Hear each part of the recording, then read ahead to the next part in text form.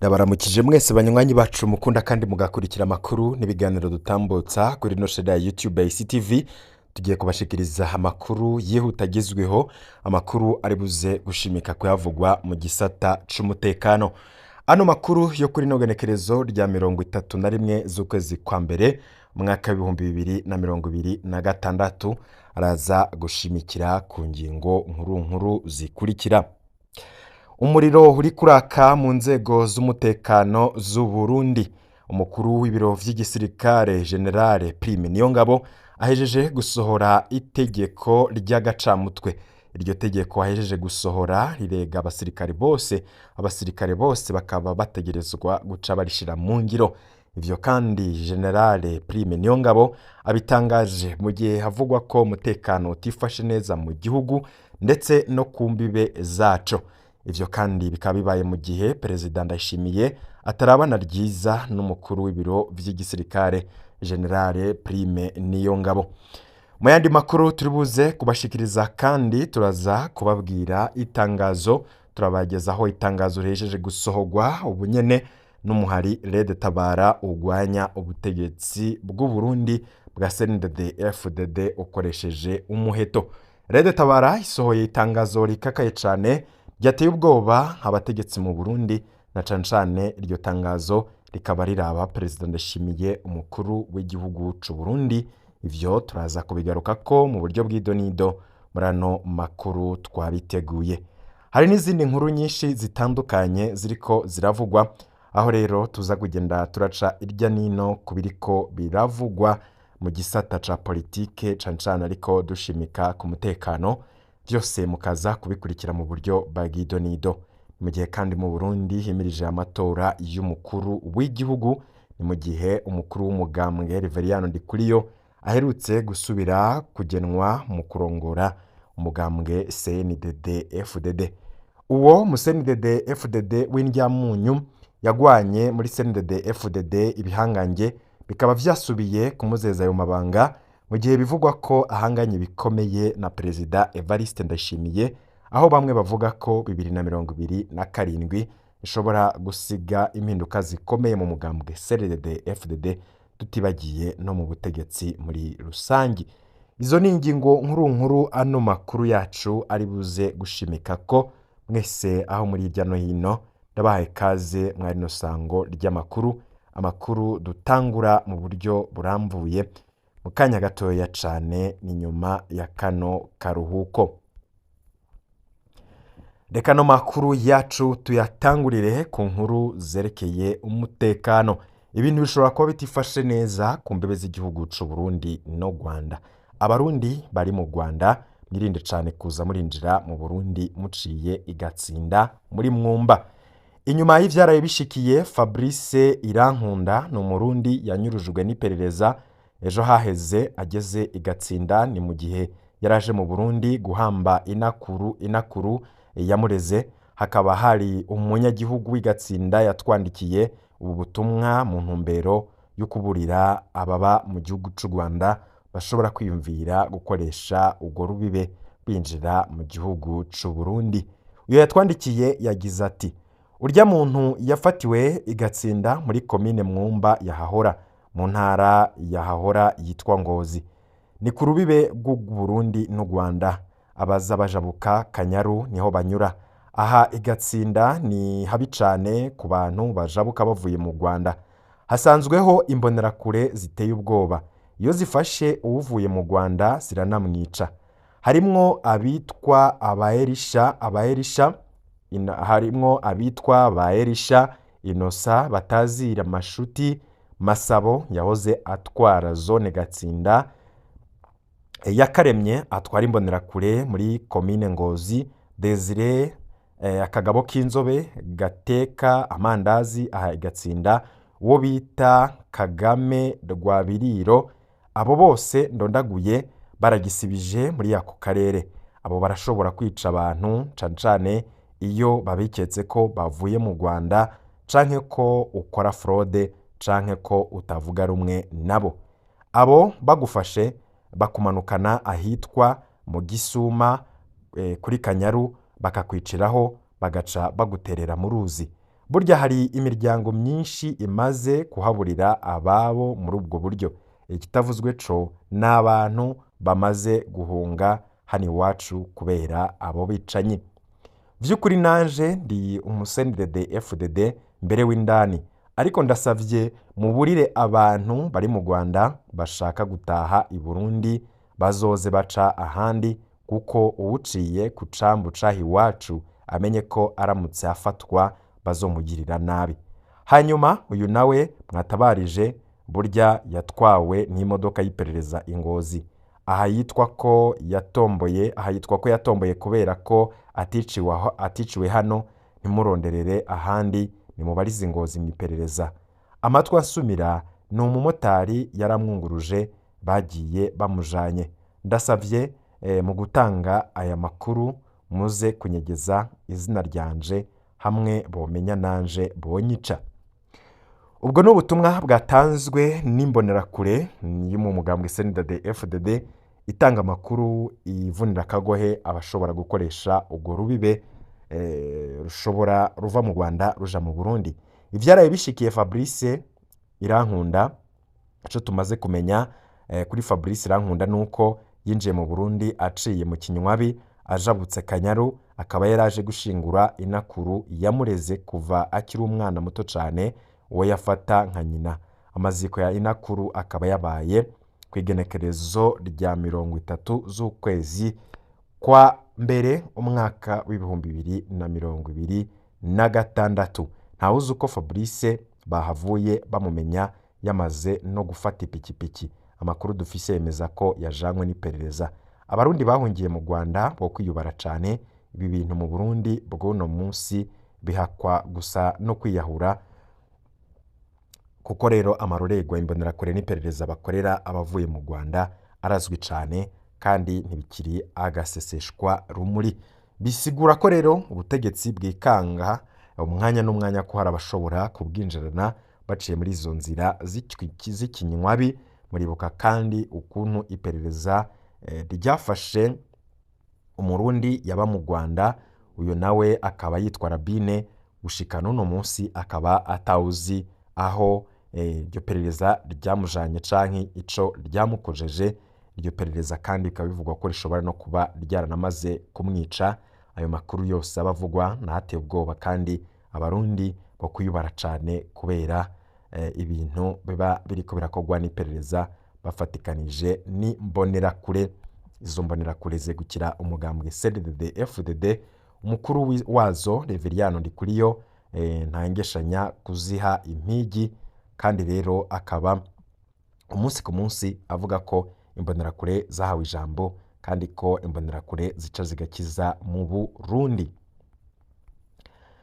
Mu yandi makuru nk'uko twari twababwiye ko hari inkuru zivugwa mu gisirikare c'u Burundi. Imbere yuko tubashikiriza ingingo yafashwe n'umukuru w'ibiro vy'igisirikare General Prime Niyongabo, tubanze tubamenyeshe ko abasirikare bakeneye umuco ku bintu biriko biraba ku mishahara yabo, aho amakonti y'abasoda yabaye ko ikintu gitangaje cane, aho bagiye kuvyuka bagasanga amafaranga yabo yibwe n'umuntu batabashije kumenya. Mu butumwa twandikiwe n'umwe mu basirikare avuga ati uyu munsi hari ibintu bidatahuritse vyadushikiye. Mu gatondo twaronse imishahara dusanga batwongeye. Uyu munsi twaronse imishahara dusanga batwongeye, nka Caporal Chef yasanga bamwongeye 200,000, ariko haciye amasaha 3 ayo mafaranga baciye bayakurako ku makonte yacu. Hariho abari bamaze kuyakurako, abo ntituzi uko bizoca bigenda. Ishavu riraniga mu basoda, turakeneye umuco kuri bino bintu. Abasoda bahembwa intica ntikize, uretse ibiherutse muri RDC no kwanka gusubirayo. Ibi mwumva vy'abasoda batoroka ku bwinshi, bamwe bakigira i Dubai, biriko birava no ku gashahara gato cane. Abasoda boronka inzira abatari bake boca bigira. Narumvise baratuza yiyamamura ngo sivyo ntibariko baratoroka. Mwikambi iwacu gusa abazwi ko bagiye barashika 100, abo nibo bazwi, abatazwi bo ni benshi cyane, abo twebwe tutazi bararenga ngaho. Mu bisanzwe aho ibintu bigeze, igisoda nta pero gifise muri kino gihe. Mu mvugo yacu tuvuze ipero bisigura igitigiri c'abasoda bari ku kazi. Hamwe rero umukuru w'igisirikare yovuga ngo arazi neza abasoda asigaranye, yoba ari umubeshi rwose. Abasoda bavuga ko bari baryohewe babonye ko bongewe agashahara, none umunezero wabo wamaze umwanya urume rumara, bakaba basaba ko vyoshigwa mu ngiro. Barasaba umuco ku vyashitse uno munsi, kuko amafaranga yabo ntibazi uwayasubiye kuyakura ku makonte. Ntituramenya ko bino bintu vyabaye ku basirikare bose canke ko vyashikiye abasoda bo mu duce tumwe gusa. Turabandanya kubikurikirana. Abo bayakuyeko kare ngo bagize ico bita kuyabikuza ku mwami, niko baciye bayakurako nyene bakiyabona, kuko bari banakenye cane. Ivyo rero vy'abasirikare bibwe agashahara kabo ndetse no kuba bamwe bariko barata igisirikare bagahunga, vyatumye umukuru w'ibiro vy'igisirikare General Prime Niyongabo afata ingingo ikomeye cane. Benshi bavuga bati ibintu vyamaze kuyangara mu gisirikare c'u Burundi. General Prime Niyongabo yategetse abasirikare batunze passport ordinaire kuba bayikuyeko bitarenze itariki ya 10 z'ukwezi kwa kabiri 2026. Bisigura ko Prime Niyongabo atanze imisi 10 yonyene kugira abasirikare babe bamaze gukurako izo passport ordinaire. Ni passport zisanzwe zifasha abantu kuva mu bihugu bimwe baja mu bindi. Ibi biri mu rwandiko mukuru w'igisirikare c'u Burundi aherutse kurungikira indongozi zose mu gisirikare kugira barumenyeshe abasoda bose. Prime Niyongabo avuga ko ata musirikare arekuriwe gutunga passport isanzwe, passport ordinaire. Akaba avuga ko abasoda batunga passport z'akazi, passport de service, bahabwa iyo barungitswe mu bikorwa hanze y'igihugu, iyo batashe bagaca bazisubiza. Mu gihe bishitse hakaba igituma umusoda akenera kuja hanze atarungitswe mu vy'akazi, ategerezwa gusaba umukuru w'igisirikare uruhusha rwo gutunga passport isanzwe. Umukuru w'igisirikare niwe aheza agaca ayimusabira. General Prime Niyongabo ategeka umusirikare wese atunze passport ordinaire canke urundi rupapuro rumufasha kurenga imbibe z'u Burundi ko yoba yamaze kubitanga kwa GE mu biro bikuru vy'igisoda MEJ canke FEDNB canke muri GD bitarenze igenekerezo rya 10 z'ukwezi kwa kabiri 2026. Prime Niyongabo avuga ko iyo ngingo yerekeye zina musoda w'umurundi, arangiza avuga ko abasoda batazoyubahiriza bazohanwa. Izi ngingo zose z'urutavana ko zijanye no kugerageza kugabanya, izi ngingo zose z'urutavana ko zijanye no kugerageza kugabanya umurindi w'abasoda bariko baratoroka bigira hanze kubera ibibazo vy'umurengera biri mu gisoda, ugutsindwa gukomeye kw'igisoda, kuba abasirikare benshi bari mu bibazo vy'ubukene, abenshi bagapfungwa kuko banze kuja kugwana intambara batumva muri Kongo, n'ibindi bibazo vyinshi vy'uruhuri biri mu gisirikare c'u Burundi. Ivyo kandi bikaba biteye ubwoba mu gihe abarundi na cancane igihugu umwanya n'umwanya cikanga ko gishobora gutegwa mu gihe abasoda nabo bariko barahunga bagata ico gisirikare. Mu gutangura hano makuru twababwiye ko hari itangazo ryasohowe n'umuhari Rede Tabara. Uwo muhari ukaba usohoye itangazo inyuma y'amajambo yavuzwe n'umukuru w'igihugu Evariste Ndayishimiye. Iryo tangazo reka turibashikirize. Repubulika y'u Burundi, umuhari uharanira iteka n'itekane Rede Tabara. Itangazo. Mu kiganiro yahaye umumenyeshamakuru Hariana Veras Victoria kuwa 17/0/2026 ku mboneshakure yo muri Congo RTNC, ni televiziyo y'igihugu, umukuru w'igihugu Evariste Ndayishimiye yamenyesheje ko Red Tabara ari igikoresho c'u Rwanda categuwe kugira gitere Uburundi. Red Tabara yarabihakanye kenshi kandi izobandanya kubihakana igihe cose hazoba hakiri ububeshi bwa Perezida Ndayishimiye.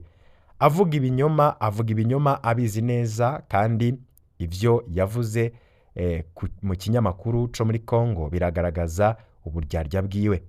Umuntu wese akurikirana ivy'akarere arazi ko kuva kuwa 30 mu kakaro 2021 u Rwanda rwashikirije leta y'u Burundi abagwanyi 19 ba Red Tabara bari bazimiriye mu ishamba rya Nyungwe.